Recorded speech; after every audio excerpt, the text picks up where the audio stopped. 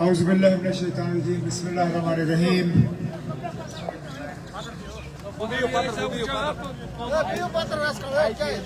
National conference کے میرے senior ساتھی، آپ سب کے ہر دل عزیز لیڈر، ہندوارہ اسمبلی حلقے کے سیگمنٹ انچارج،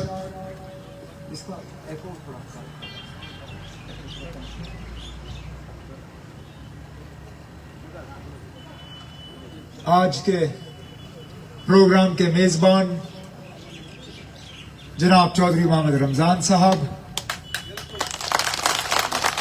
ہمارے سینئر لیڈر اور ساتھی سابقہ ممبر پارلیمنٹ جناب شریف الدین شارق صاحب، صوبائی صدر کشمیر ناصر اسلم وانی صاحب، ضلع صدر کیسر جمشید لون صاحب، نیشنل کانفرنس کے ٹریجرر جناب شمی اوبرائے صاحب، کانگریس کے اسٹیٹ سیکرٹری غلام نبی لون صاحب، ڈسٹرکٹ پریزیڈنٹ نذیر احمد لون صاحب، ہمارے یہاں پہ ڈی ڈی سی ظہور احمد ماگرے صاحب اور آمنہ مجید صاحبہ، ہمارے اسٹیج کے سیکرٹری ماگرے صاحب، یوتھ کے میرے یہاں ساتھی بیٹھے ہیں زاہد مغل، یہاں پہ تمام نیشنل کانفرنس اور کانگریس کے زعماء کرام، عہدیدار حضرات، ورکر حضرات، بھائیوں بہنوں، بزرگوں، میرے طرف سے آپ سب کو السلام علیکم.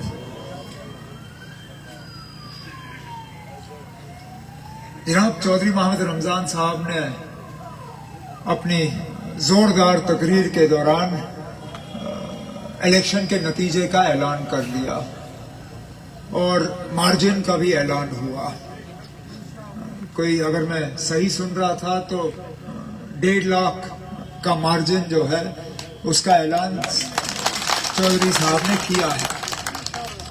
میں ان کی اس بات سے تھوڑا سا جو ہے اتفاق کرنا چاہتا ہوں، صرف اس لیے کہ ابھی تک مارجن ایک بھی ووٹ کا نہیں ہے. مارجن 20 مئی کو طے ہوگا، اور اگر ہم نے آج سے ہی مارجن طے کیا تو مجھے ڈر اس بات کا ہے کہ ہم خود بخود جو ہے ووٹروں کو کہیں گے کہ تم گھر بیٹھو، ہم جیت ہی گئے. اور میرے اپنے نظریے میں ووٹر کو سب سے زیادہ اگر کسی چیز سے نفرت ہے وہ اس چیز سے ہے کہ سیاستدان پہلے ہی طے کرے کہ ووٹر نے کیا فیصلہ کیا ہے. زیادہ تر ووٹر جو ہیں جو کسی تنظیم کے ساتھ جڑے نہیں ہیں، وہ اپنا فیصلہ شاید پولنگ بوتھ میں اندر جانے کے بعد کرتے ہیں. تو ہمیں آج سے 20 مئی تک لگاتار کوشش کرنی ہوگی کہ ہم اپنا پیغام، اپنی بات، اپنا ایجنڈا میں ووٹ دیں. ابھی تک اللہ کے فضل سے اور میرے ساتھیوں کے محنت سے ہمارے پروگرام بہت ہی کامیاب رہے ہیں، اور آگے بھی ہم اسی طرح جو ہے پروگرام اپنے جاری رکھیں گے، کیونکہ میرا مقابلہ کسی فرد کے خلاف نہیں ہے، میرا مقابلہ کسی ایک امیدوار کے خلاف نہیں ہے، یہاں تک کہ میرا مقابلہ کسی یہاں کی ایک سیاسی تنظیم کے خلاف بھی نہیں ہے. میرا مقابلہ اس الیکشن میں دلی کی طاقت کے خلاف ہے، بی جے پی کے خلاف، ناگپور کے خلاف، ان کے کروڑوں اربوں روپے کے خلاف ہے، ان کے ایڈمنسٹریشن کے خلاف ہے جو ہر موقع پہ ہمارے کام میں رکاوٹ پیش کرنے کی کوشش کر رہی ہے. یہاں تک کہ ان کو مطلب میں نے کوئی سیاسی تقریر نہیں کی، میں نے کوئی نیشنل کانفرنس کا جو ہے منشور کے بارے میں بات نہیں کی. میں صرف اگر علاقے میں آیا تو یہ دیکھنے آیا کہ سیلاب سے متاثر جو لوگ ہیں ان کے لیے ہم کیا مدد کر سکتے ہیں. لیکن اس میں بھی بیچ بیچ میں میرے دورے میں رکاوٹ پیش کرنے کی کوشش کی گئی، اور بڑی عجیب طریقوں سے. مطلب یہاں ایک پل ہے، ہمیں پل پار کر کے دوسرے طرف جانا تھا اس گاؤں کو دیکھنے کے لیے، کیونکہ جو ہے وہ آ رہی تھی. اور میں نے پھر ان سے پوچھا، میں نے کہا نا یہ کیسا پل ہے، اس کو گرنے کا خطرہ صرف یہاں سے جاتے ہوئے گاڑیوں سے ہے, وہاں سے آتے ہوئے گاڑیوں سے اس پل کو کوئی خطرہ نہیں ہے. یہ مجھے سمجھانا یہ کس طرح کا نظام ہے. پھر وہ تھوڑا شرما گئے, پھر کہا نہیں نا پل ٹھیک ہے, یہاں ہم نے کوئی انتظام نہیں رکھا ہے. ہم نے کہا کوئی بات نہیں نا, پھر رکھو انتظام, کیونکہ جانا ہے ہم نے علاقے میں, لوگوں کو ملنا ہے, دیکھنا ہے کتنا نقصان ہوا. تو چلیے آخر میں دیر رات ہی صحیح لیکن ہم پہنچ گئے. کہنے کا مطلب میرا یہ ہے کہ جہاں جہاں یہ ایڈمنسٹریشن والے ہمارے لیے مصیبت یا مشکل پیدا کر سکتے یہ کر رہے ہیں, اور صرف اس لیے جیسے میں نے کہا کیونکہ میرا مقابلہ کسی ایک تنظیم یا کسی ایک فرد سے نہیں ہے, کسی ایک کینڈیڈیٹ سے نہیں ہے. پوری دلی کی طاقت لگی ہوئی ہے آج نیشنل کانفرنس کو گرانے کے لیے. اور کیوں؟ آخرکار نیشنل کانفرنس کی کیا خطا رہی؟ ہم نے کون سا یہاں حالات خراب کیے؟ ہم نے بندوق کا سب سے زیادہ اگر خمیازہ وردی والوں کے بعد کسی نے بھگتا ہے وہ نیشنل کانفرنس نے بھگتا ہے. کتنے گھر نیشنل کانفرنس کے تباہ ہوئے اس ملیٹنسی کے دوران, کتنے میرے ساتھی قربان ہوئے. کس کس کے میں نام لوں جنہوں نے ملیٹنسی کے دوران اپنی جان کی قربانی دی. یہاں میرا نوجوان ساتھی کیسر بیٹھا ہوا ہے, کتنی قربانی ہے اس کے خود کے گھر میں, اس کے والد صاحب, اس کے چاچا, کتنے اس کے رشتہ دار اس ملیٹنسی میں قربان ہوئے. میرے ساتھی جو یہاں بیٹھے ہیں ان کے کتنے ورکر مارے گئے. لیکن ہم موقف سے پیچھے نہیں ہٹے, ہم نے لوگوں کو دھوکہ نہیں دیا, ہم نے حالات جو ہے بگاڑے نہیں. چلیے ان بی جے پی والوں کو یہ ہماری بات قبول نہیں. یہ ہم سے پوچھتے ہیں آپ نے کیا کیا 70 سال میں, نیشنل کانفرنس نے کیا کیا؟ میں بتاتا ہوں ہم نے کیا کیا جناب. ہم نے جموں کشمیر میں اقتصادی غلامی جو ہے اس سے لوگوں کو آزادی دلوائی. جب شیر کشمیر نے یہاں مفت میں زمینیں بانٹی,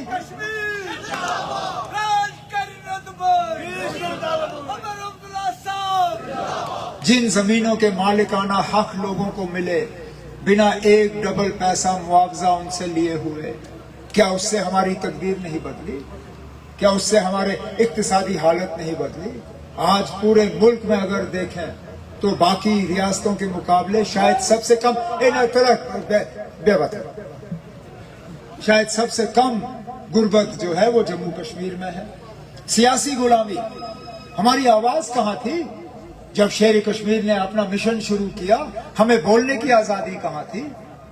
ہمیں اپنے حق کے لیے لڑنے کی آزادی کہاں تھی؟ یہ سیاسی غلامی, اقتصادی غلامی, ان چیزوں سے شیر کشمیر اور شیر کشمیر میں نیشنل کانفرنس نے لڑ کے یہاں کے لوگوں کو اور ہم سب کو اس سے آزادی دلوائی. لیکن آج بدقسمتی سے ہم دوبارہ اس دور کے طرف جا رہے ہیں جس دور سے بابا قوم نے ہمیں نکالا تھا. ایک بار پھر ہماری زمینوں کو خطرہ ہے, ہمارے روزگار کو خطرہ ہے, ہمارے مستقبل کو خطرہ ہے, ہمارے نوجوانوں کو ایک بہتر مستقبل دکھ نہیں رہا ہے. آج آپ کسی سرکاری دفتر میں جاؤ تو آپ سے بات کرنے والا کوئی نہیں ہے, آپ کو پہچاننے والا کوئی نہیں ہے, آپ کی جغرافیہ کو جاننے والا کوئی نہیں ہے. آپ کو کوئی ایک افسر ہریانہ کا ملے گا, کوئی پنجاب کا ملے گا, کوئی گجرات کا ملے گا, کوئی راجستھان کا ملے گا, کوئی تامل ناڈو کا ملے گا, آپ کو اپنا نہیں ملے گا. ملازم جب باہر سے آتے ہیں, چاہے وہ بینک کا ملازم ہو, چاہے سرکاری دفتر کا ملازم ہو, یہاں کا نہیں لگتا, باہر کے لگتے ہیں. جب دریا سے ریت نکالنی ہوتی ہے, اس ریت کو نکالنے کا ٹھیکہ بھی کوئی باہر سے لیتا ہے. جب یہاں سڑک بننی ہوتی ہے, سڑک بنانے کا ٹھیکہ باہر سے کوئی آتا ہے. یہاں تک کہ جب ہائی وے پہ ٹول ہم سے ٹول لیتے ہیں, ٹول کا ٹھیکہ بھی باہر کی کمپنی کو. ہم ہر حساب سے جو ہے ان کی کوشش ہے کہ ہم دوبارہ اقتصادی طور غلام بنے.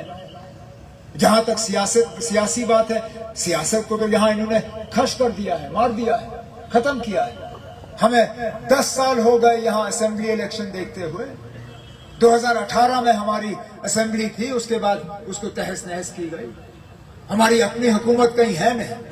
اب ہم امید کر رہے ہیں کہ ستمبر اکتوبر میں انشاءاللہ الیکشن ہوں گے, دوبارہ آپ کا ایم ایل اے بنے گا, منسٹر بنے گا, وزیر اعلیٰ بنے گا. لیکن ابھی تک تو ہم اس سے محروم رکھے گئے. تو اگر نیشنل کانفرنس نے اور کچھ نہیں کیا, کم از کم اتنا تو کیا. ان لوگوں نے کیا کیا جو آج بڑے بڑے پوسٹر اور بینر لگا کے بی جے پی کی طرف سے الیکشن لڑتے ہیں؟ میں حیران ہوتا ہوں جب میں ان کا پوسٹر پڑھتا ہوں.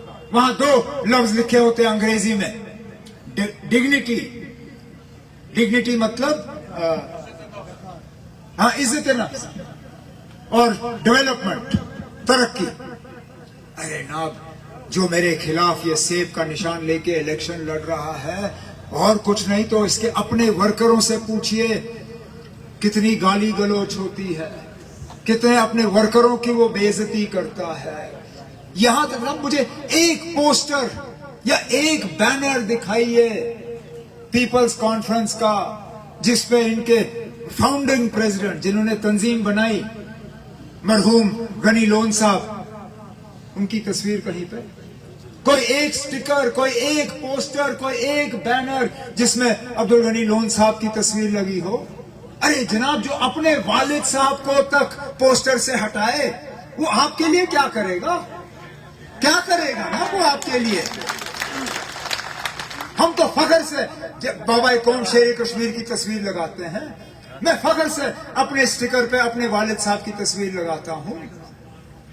बुजुर्गों की इज्जत करना हमें बचपन से सिखाया गया है। ये जब अपने वालिद साहब को नहीं मानते तो आप लोगों को क्या मानेगा ये? और फिर डेवलपमेंट, तरक्की, कौन सी तरक्की की इसने? 4 साल एमएलए रहा ये, जरा ये बताएं इसने क्या क्या काम किए। फिर मैं चौधरी मोहम्मद रमजान साहब से गिनवाऊंगा इन्होंने क्या काम किए। कुछ नहीं, सिर्फ और सिर्फ बीजेपी के साथ हाथ मिला के यहां मौके का फायदा लेना। नहीं तो बताएं ना, जो डिलिमिटेशन हुआ, जो असेंबली कॉन्स्टिट्यूएंसी की नई सिरे से तारबंदी हुई, सिर्फ और सिर्फ हदबंदी, सिर्फ और सिर्फ नेशनल कॉन्फ्रेंस को कमजोर करने के लिए। क्या ये सही नहीं है कि चौधरी मोहम्मद रमजान साहब के इलाके से कोई 30-35 हजार वो वोटर कटे जो पक्के नेशनल कॉन्फ्रेंस के वोटर थे? जानबूझ के इनके इलाके में इनको कमजोर करने की कोशिश की। वो दूसरी बात है कि चौधरी मोहम्मद रमजान साहब इतने मेहनती हैं कि जो इलाके इनके साथ जोड़ दिए गए वहां पे भी इन्होंने नेशनल कॉन्फ्रेंस के जो हैं गढ़ बना दिए हैं। इसी तरह कैसर को कमजोर करने की कोशिश, इसी तरह ये हमारे नासिर को, सिर्फ और सिर्फ दिल्ली की कोशिश कि किसी तरह नेशनल कॉन्फ्रेंस कमजोर हो जाए। ये अपनी साजिशों में लगे हुए हैं। और कौन सी बीजेपी जो आज इस पूरे मुल्क में मुसलमानों के खिलाफ सिर्फ नफरत और जहर फैलाने में लगे हुए हैं।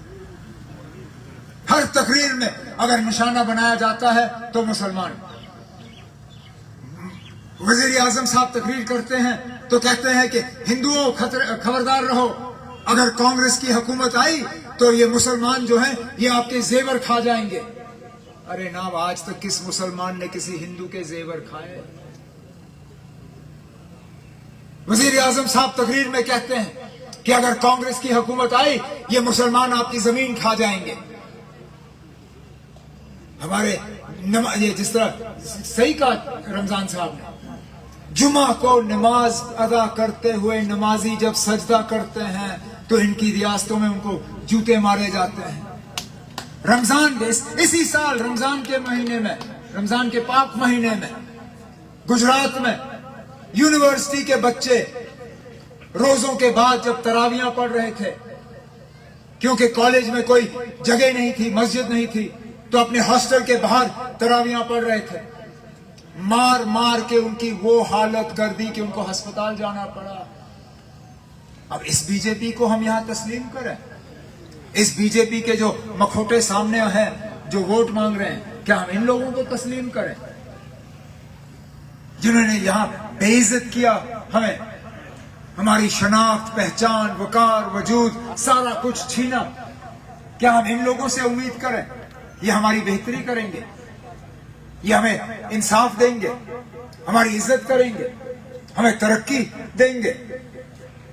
इसलिए मैंने कहा कि मैं ये इलेक्शन जो है किसी एक के खिलाफ नहीं लड़ रहा।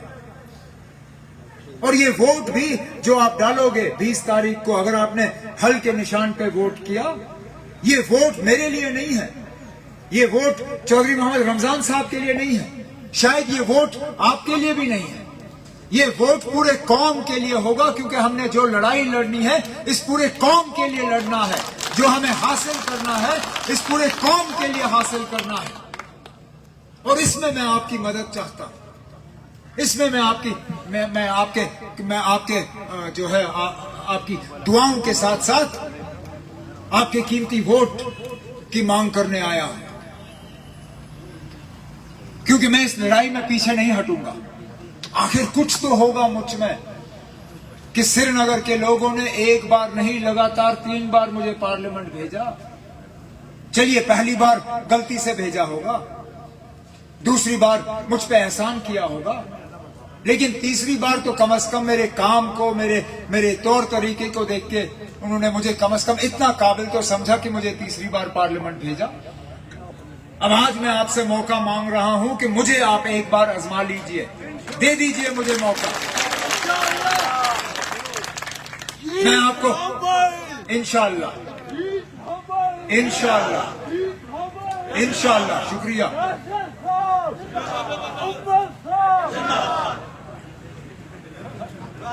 یہی امید اور گزارش کرتے ہوئے کہ ایک دن آپ نے محنت کرنی ہے، 20 مئی کو یہاں ووٹ ڈالنے کا دن ہے، اس ایک دن آپ محنت کریے، پھر مجھ پہ چھوڑیے، انشاءاللہ اگلے 5 سال تک دن رات ایک کر کے میں آپ لوگوں کے لیے محنت کروں۔